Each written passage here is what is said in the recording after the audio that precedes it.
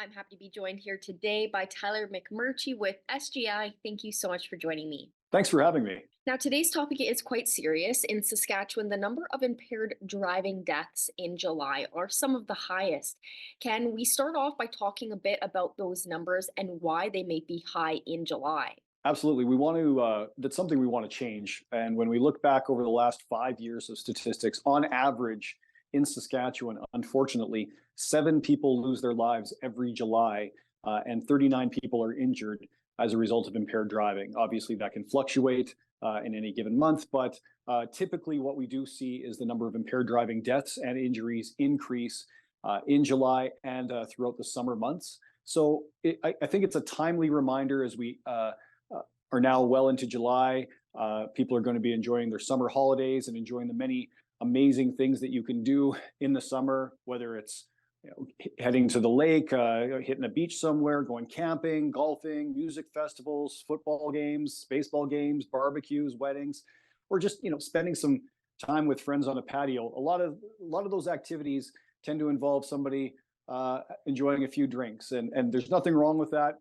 Summers are short here on the prairies. We want to make sure that people enjoy every minute of them, but we just want to make sure that people are around to enjoy them. And that means planning a safe ride home if you're doing anything that impairs you.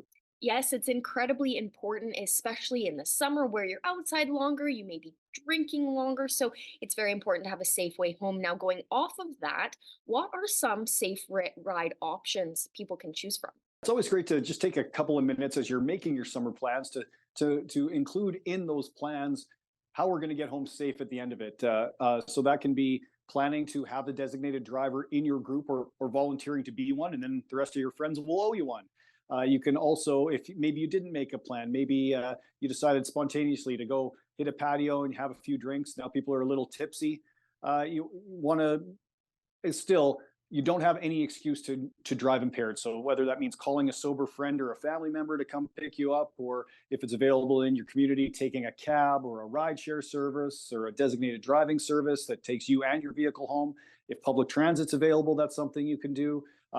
If the weather's nice and it's not too far, maybe just hike home, and that's an option as well. Just enjoy the beautiful summer evening.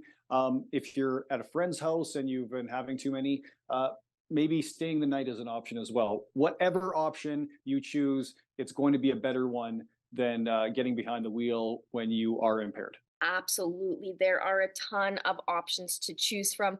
However, in the event that people do get behind the wheel impaired, what are some consequences they could face if they are pulled over, or in the worst case scenario, they do end up killing somebody? So the consequences very strict, and they escalate depending on the severity of the offense.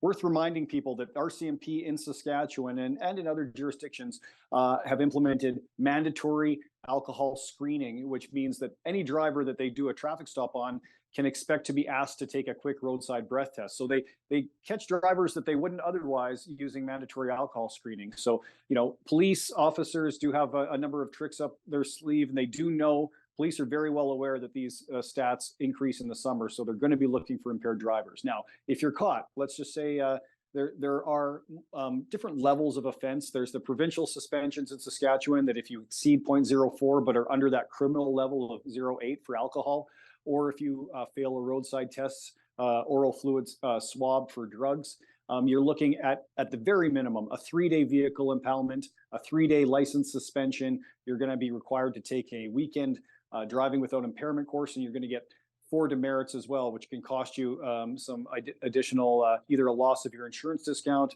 or an additional financial penalty, depending on your driving record. Now, if you're looking at a criminal code charge, the consequences get much more severe. Not only will you have to have your fate determined by a judge, and there are minimum fines under the Criminal Code of Canada for different impaired driving offenses, starting at $1,000 and increasing from there. Jail time is also a potential, depending on, again, the severity of the offense and maybe your driving record as well.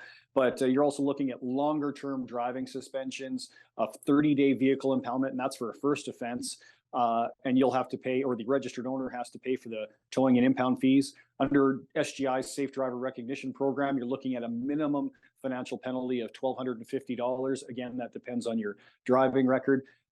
Upon conviction, you're looking at having to take that weekend course, and also a requirement to put a blow box in your vehicle, so you can't drive it without proving that there's a sober driver behind the wheel. And it's always great to have you from SGI come on and talk to us and remind people just how severe these consequences are and just how severe it is, even just the financial penalties that come along with it, not just the possibility of harming somebody or yourself. Yeah, that's Um, the most significant cost, exactly. of course, the human cost, potentially injuring or killing somebody. And like I said, 7 deaths on average in Saskatchewan, 39 injuries on average every July because of impaired driving. We want to see those numbers come down. I mean, impaired driving is 100% preventable. There's no reason that we can't bring that down to zero. And hopefully one day we do, and we don't have those numbers there anymore. So thank you so much for joining me. It's always great to talk to you and remind people to just enjoy the summer and get home safe. Thanks so much, Abby.